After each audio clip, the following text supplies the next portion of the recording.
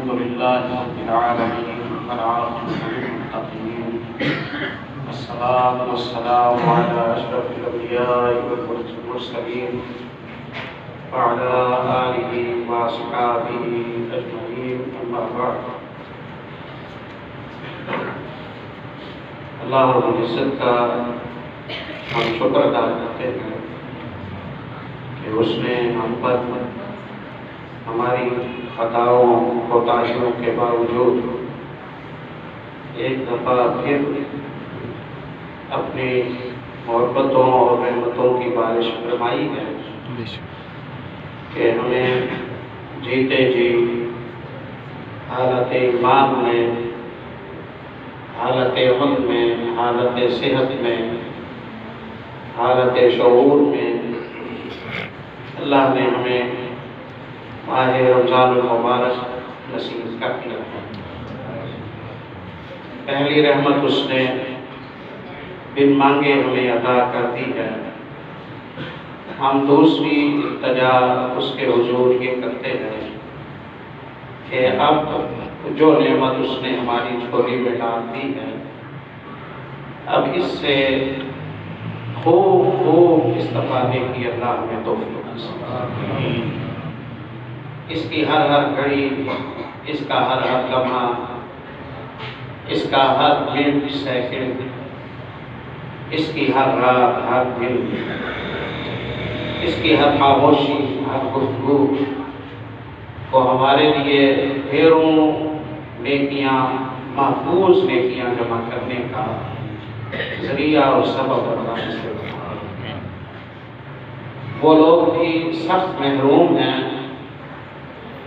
جن کے لیے رمضان اور غیر رمضان برابر ہے کہ ان کی روٹین نہیں بدلتی۔ وہ لوگ بھی انتہائی بدقسمت ہیں کہ جن کی روٹین بدل جاتی ہے لیکن بعض غفلتیں، بعض نافرمانیاں، بعض کوتاہیاں، بعض غیر ذمہ دارانہ حرکات ان کی کمائیوں کو دنیا کی زندگی میں ہی ہاتھوں ہاتھ طرف کر دیتی ہے۔ نہ اللہ ہمیں غافل بنائے کہ ہم رمضان کی قدر کریں، نہ اللہ ہمیں غیر ذمہ دار بنائے کہ ہم اپنی کمائیوں میں فضول خرچی کرتے ہوئے اپنی دنیا کی کمائی دنیا میں ہی ڈبو کر خالی ہاتھ ہو جائے۔ اللہ ہماری کمائیاں ہمارے لیے محفوظ فرمائے، ہماری کوتاہیوں سے بچت فرمائے، کیونکہ آج باضابطہ ہماری آپ کے ساتھ یہ پہلی مجلس اور ملاقات ہے، اور ہمارا سالوں سے اس اللہ کے پاک گھر میں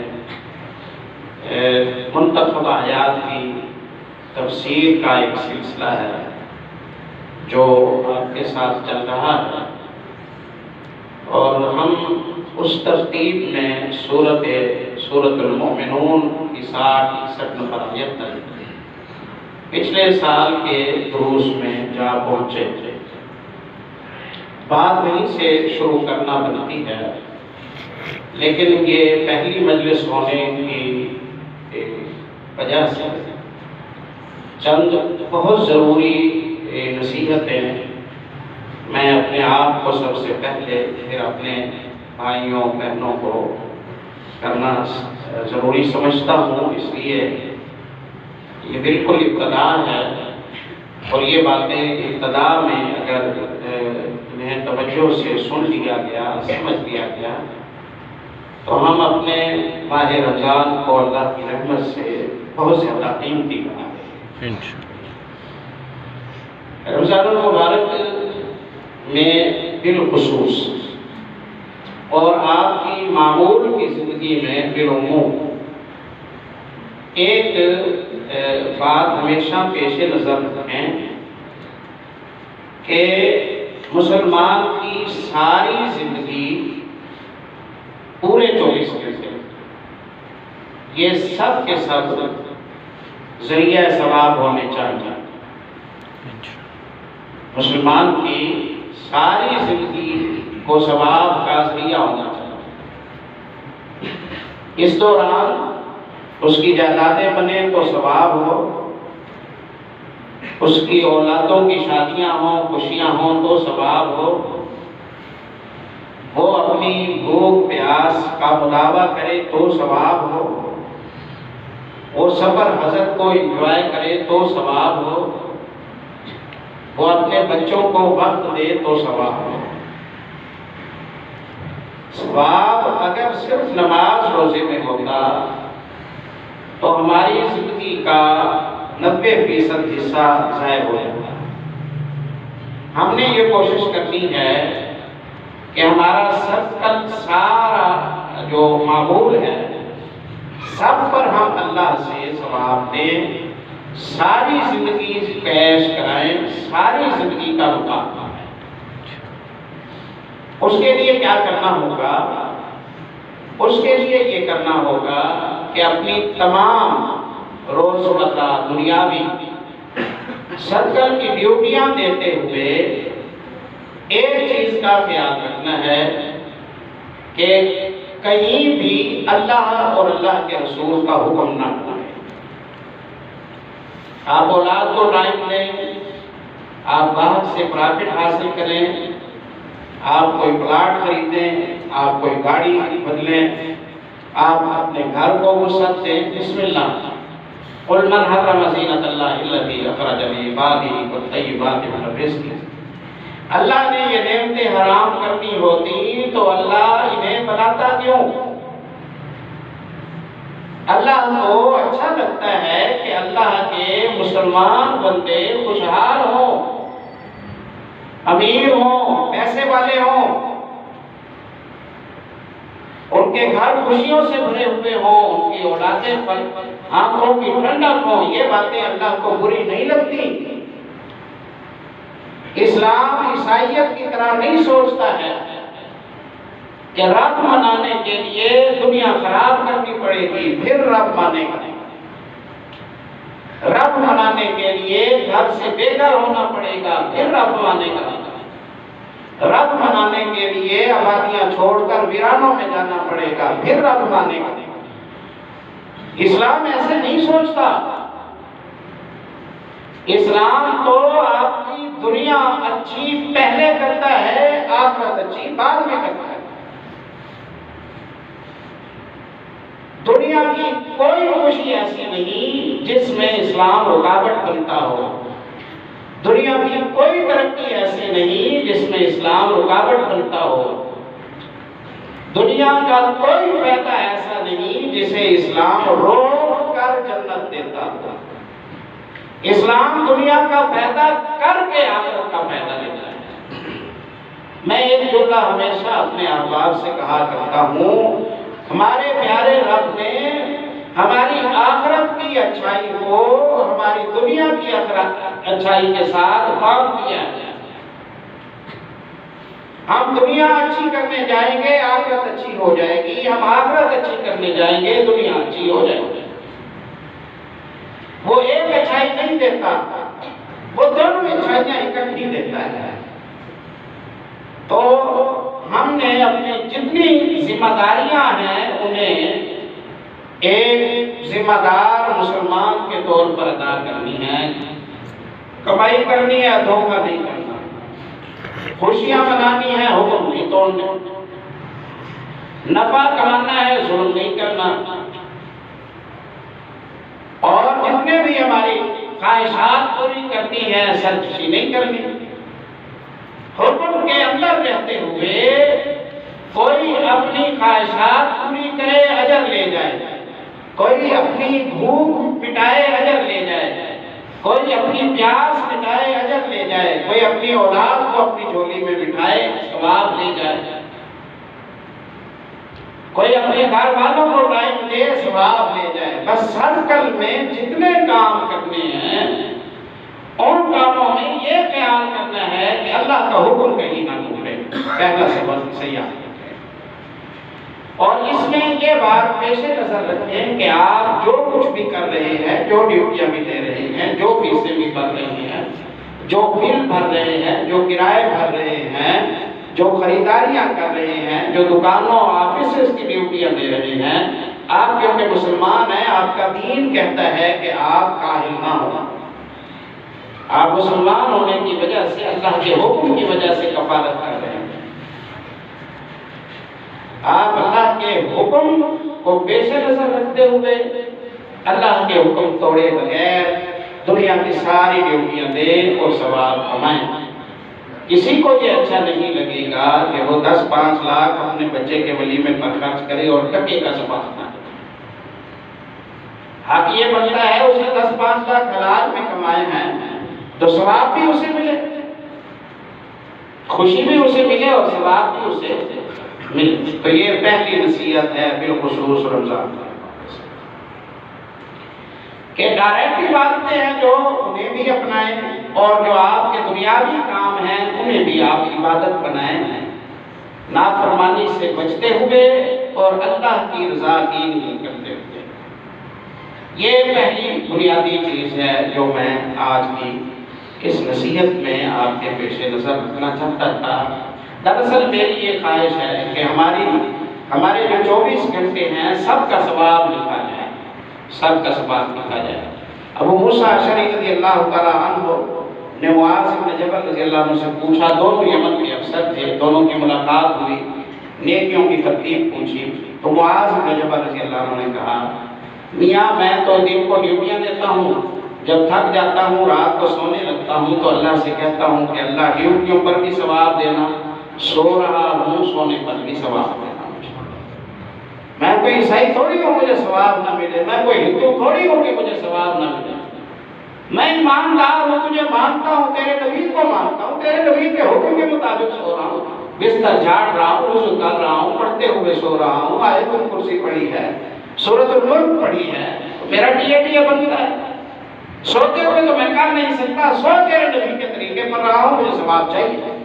رب دے گا ثواب، رب ثواب عطا فرمائے گا. پہلا یہ نقطہ یاد رکھیں انشاءاللہ. دوسری بات رمضان المبارک کے حوالے سے وہ یہ ہے کہ اپنے کوشش کریں پیارے بھائیوں کہ وضو کو نماز کے ساتھ نہ چھوڑیں.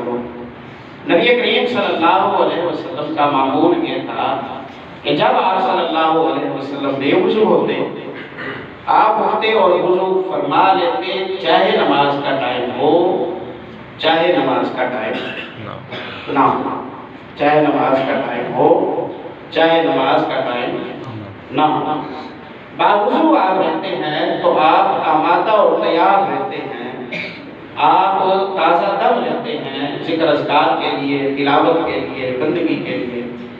اور پھر زندگی کا کوئی پتہ نہیں ہے، زندگی کا کوئی پتہ نہیں ہے. آپ گھر سے جا رہے ہیں اپنی دکان کے لیے، اپنے آفس کے لیے، آپ باوضو ہو کے جائیں. راستے میں 100 مشکلات ہیں، 100 حادثات ہیں، 100 تکلیفیں ہیں، 100 پریشانیاں ہیں.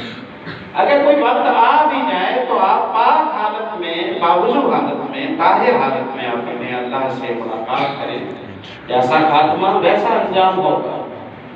تو یہ میری دوسری پائیدار نصیحت ہے اپنے پیارے بھائیوں کے لیے، اپنے آپ کے لیے بھی. ہمیشہ کا معمول بنائیں باوضو رہنے کا، ہمیشہ کا معمول بنائیں باوضو رہنے کا. سیدنا بلال رضی اللہ تعالیٰ عنہ کے حوالے سے بخاری کی جو حدیث آپ نے پڑھی سنی ہوئی ہے، سب تعلیم یافتہ احباب ہیں.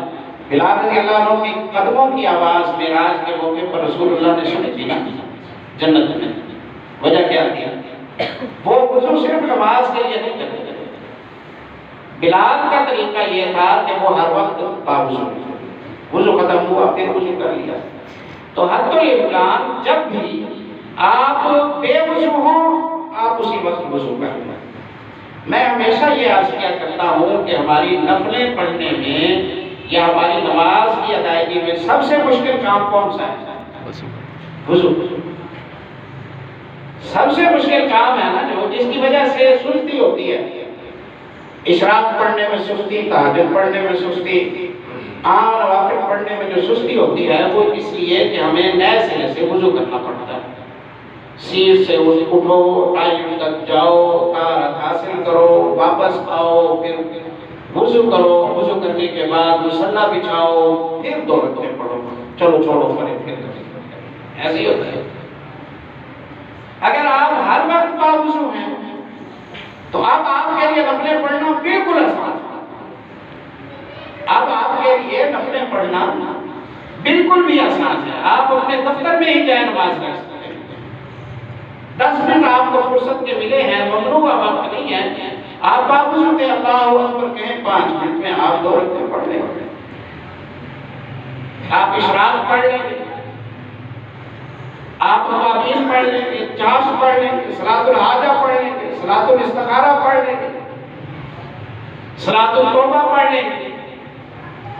ویسے ہی آپ کو دعا کرنا چاہتے ہیں، آپ کو 10-5 منٹ ملے ہیں، آپ آسانی سے وہ کر لیں گے۔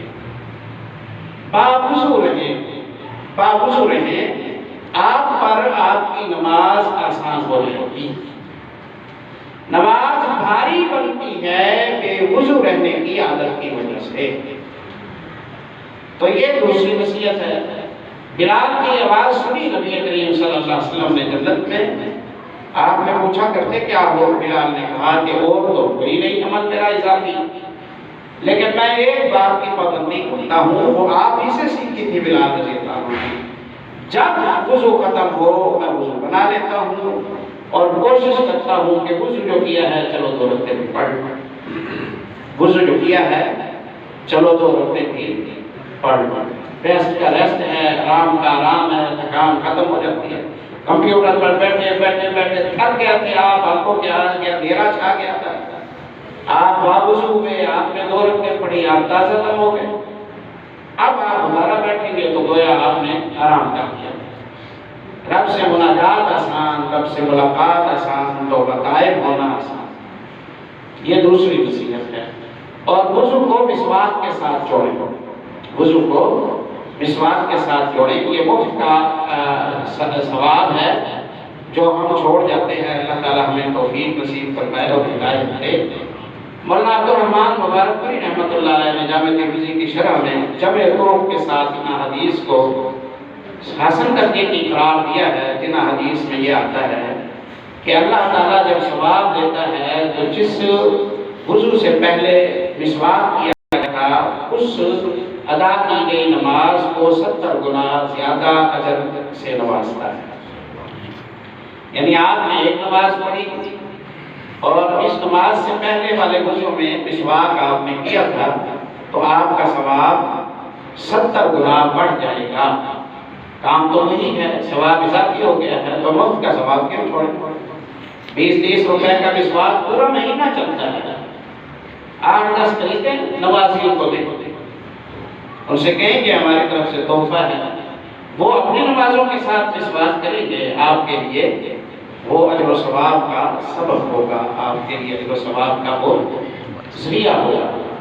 آپ کی دکان میں وہ رکھ کے بیٹھے ہیں، آنے والے کسٹمرز کو دیں، جنہیں مسواک ہے ہماری طرف سے، یا آپ مسواک کر کے نماز ادا کریں، اس سے آپ کا ثواب 70 گنا بڑھ جائے گا۔ یقیناً یہ مخلوق کا اعلان ہوتا تو ہر کس یقین کرنے کے قابل نہیں تھا، لیکن یہ اعلان تو اس کا ہے جس نے مفت میں اتنی بڑی کائنات کھڑی کر دی اور کسی سے ایک پائی بھی نہ ملا۔ تو جو اتنی ثقافتیں بن مانگے کرتا ہے، وہ ایک مسواک پر ثواب کو 70 گنا بڑھا دے تو اس کے لیے کیا مشکل ہے؟ ایک بیج ایک دانہ ہم زمین میں دفن کر کے آتے ہیں، وہ اس سے 700 دانے ہمیں واپس پلٹاتا ہے۔ جو اتنی ثقافتیں کرتا ہے وہ ہمیں اپنے اطاعت صاف کرنے پر ہماری نماز کو 700 گنا بڑھا دے، تو اس کے لیے تو یہ مشکل نہیں ہے۔ تو یہ پیارے بھائیوں، میری تیسری آج کی اس مجلس کے حوالے سے اپنے بھائیوں کو یاد دہانی ہے، باوضو رہیے اور اس بات کو لازم رکھیے، اور یہی مسواک ہے مردوں کے لیے بھی عورتوں کے لیے بھی۔ کوئی اس کی مقدار متعین نہیں ہے، کوئی اس کی لمبائی چوڑائی متعین نہیں ہے، کوئی اس کی ورائٹی متعین نہیں ہے۔ میں یہ نہیں کہہ رہا ہوں کہ آپ اپنے دانت یا منہ صاف کرنے کے لیے جو پیسٹ وغیرہ استعمال کرتے ہیں وہ چھوڑ دیں، وہ استعمال کریں، کوئی حرج کی بات نہیں ہے۔ مسواک سنت ہے، اور برش کرنا، پیسٹ کرنا یہ مسواک کا متبادل نہیں ہے۔ یہ مسواک کے بدلے نہیں ہے، منہ آپ کا صاف کرتے ہیں، ہمیں کوئی اس پہ اعتراض نہیں ہے، لیکن آپ نے مسواک کیا ہے، مسواک نہیں ہے۔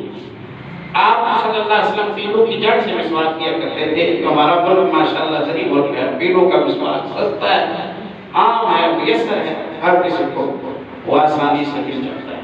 یہ رمضان المبارک کو انتہائی فائدہ مند بنانے کے حوالے سے یہ میری تیسری نصیحت ہے۔ پہلی نصیحت، ساری زندگی کو ثواب کا ذریعہ بنائیں۔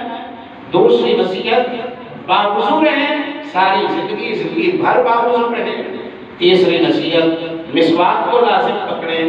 چوتھی نصیحت یہ ہے کہ اشراق کی 2 رکعتوں کی کم از کم پابندی کریں۔ اشراق کی 2 رکعتوں کی کم از کم پابندی کریں۔ اس میں 2 صورتیں۔ پہلی صورت تو یہ ہے کہ آپ نماز پڑھیں اور پھر مسجد میں ہی ٹھہریں، سورج طلوع ہو جائے، 10-12 منٹ گزر جائیں، پھر 2 رکعتیں پڑھیں، پھر اپنے گھر تشریف لے جائیں، سو جائیں، کوئی مسئلہ نہیں۔ اس پر آپ کو 1 حج اور 1 عمرے کا ثواب ہوگا۔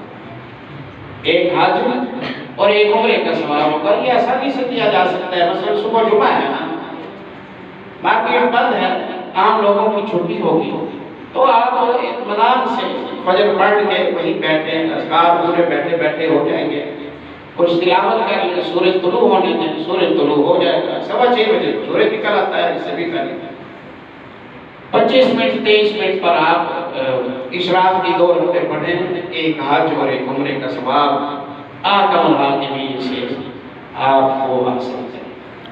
دن کی ابتدا میں ہی آپ کو اتنا بڑا اجر و ثواب ملے گا۔ اور اگر آپ یہ سمجھتے ہیں رمضان کی راتیں دیر تک جاگنا ہوتا ہے، صبح فجر کا مشکل پڑھتے ہیں اور اس کے بعد پھر آنکھیں غالب آ رہی ہوتی ہیں، تو بسم اللہ آپ تشریف لے جائیں، آپ سوچیں، آپ 8 بجے اٹھیں، 9 بجے اٹھیں، 10 بجے اٹھیں، 11 بجے اٹھیں، اب آپ نے تیار تو ہونا ہے نا۔ تو وضو کی ابھی نصیحت کی ہے، 2 رکعتیں بھی اشراق کی اس وقت پڑھیں۔ 2 رکعتوں پر 360 دفعہ صدقہ کرنے کا اللہ ثواب دے گا۔ 2 رکعتوں پر 360 دفعہ صدقہ کرنے کا اللہ ثواب دے گا۔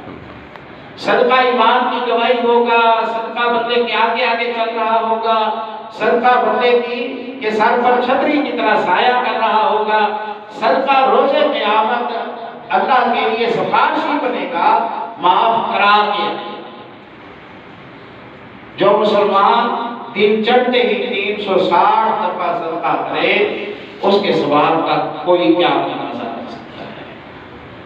360 صدقات کا ثواب ہوگا۔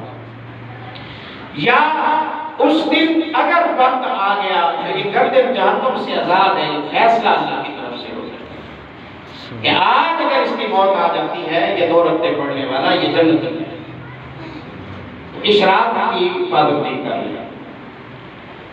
اور اس کے علاوہ یہ ہمارے رمضان المبارک میں جمعات ہمارے پاس ہے نا، جو وہ 5 ہے اس دفعہ انشاءاللہ 5 جمعے ہیں ہمارے پاس۔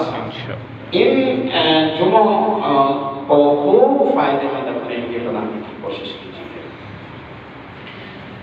جمعے کا جو وقت ہے وہ سورج نکلنے کے بعد سے شروع ہوتا ہے، اور جیسے ہی سورج ڈھلتا تھا آپ صلی اللہ علیہ وسلم ممبر پر آتے خطبہ دیتے۔ اس لیے رسول اللہ صلی اللہ علیہ وسلم کا معمول عام زندگی میں قیلولہ کرنے کا ظہر سے پہلے تھا، اور کھانا جو آپ صلی اللہ علیہ وسلم ظہر کا تناول کرتے تھے وہ ظہر کی نماز سے پہلے تناول کرتے تھے۔ لیکن جمعے والے دن آپ صلی اللہ علیہ وسلم آرام بھی نماز جمعہ کے بعد کرتے تھے، اگر کچھ کھانا ہوتا تھا تو وہ بھی جمعے کے بعد کھاتے تھے۔ تو آپ 8 بجے 9 بجے 10 بجے 11 بجے مسجد میں پہنچ جائیں، تیار ہو کے مسجد میں پہنچ جائیں، شرعی آداب کے ساتھ پہنچ جائیں، بزرگوں کو لے جائیں، بچیوں کو لے جائیں، بچوں کو لے جائیں، والدین کو لے جائیں، سب پورے گھرانے اسی وقت دیندار بنیں گے جب پورے گھرانے سنت کے مطابق نماز جمعہ ادا کریں گے۔ پوری توجہ سے خطبے کو سنیں، آپ کے ہر قدم پر جامع ترمذی، ابی داؤد، ابن ماجہ وغیرہ میں بسند صحیح کئی حدیثیں آئی ہیں، ہر قدم پر 1 سال کی تہجد اور روزوں والی عبادتوں کا ثواب اللہ نصیب فرمائے۔ جب آپ نماز جمعہ کے لیے آتے ہیں تو ہر قدم پر 1 سال کی عبادت کا ثواب ملتا ہے، جس سال کے دوران تہجد کی پابندی کی گئی، جس سال کے دوران نفلی روزوں کی پابندی کی گئی۔ تو یہ 5 جمعے اللہ نے آپ کو نصیب فرمائے ہیں، ان جمعوں کو خوب ان سے استفادہ کریں، گھروں کے ماحول پر اس کا بہت اچھا اثر پڑے گا اللہ کی رحمت سے۔ تو یہ میری نصیحت ہے۔ پھر جمعے والے دن ایک ساتھ ہر جمعے ایک ٹائم ایسا آتا ہے جس میں دعا آپ کی قبول ہوتی ہے، جو آپ نے مانگا وہی آپ کو دیا جاتا ہے، جو آپ نے مانگا وہی آپ کو دیا جاتا ہے، اور وہ دعا یا تو خطبے سے لے کر سلام پھیرنے کے درمیان، جیسا کہ ابو موسیٰ اشعری رضی اللہ عنہ کے حوالے سے آیا ہے، یا پھر وہ دعا کا ٹائم ہے نا جو وہ عصر سے لے کر مغرب کے درمیان ہے۔ تو جمعے والے دن مساجد کے منتظمین کو کے لیے مناسب ہے، اگر وہ اس کی سہولت دے سکیں تو وہ مسجدیں کھلی ہوئی، نماز مغرب تک بیٹھیں، مغرب تک مسجد میں ہی بیٹھیں۔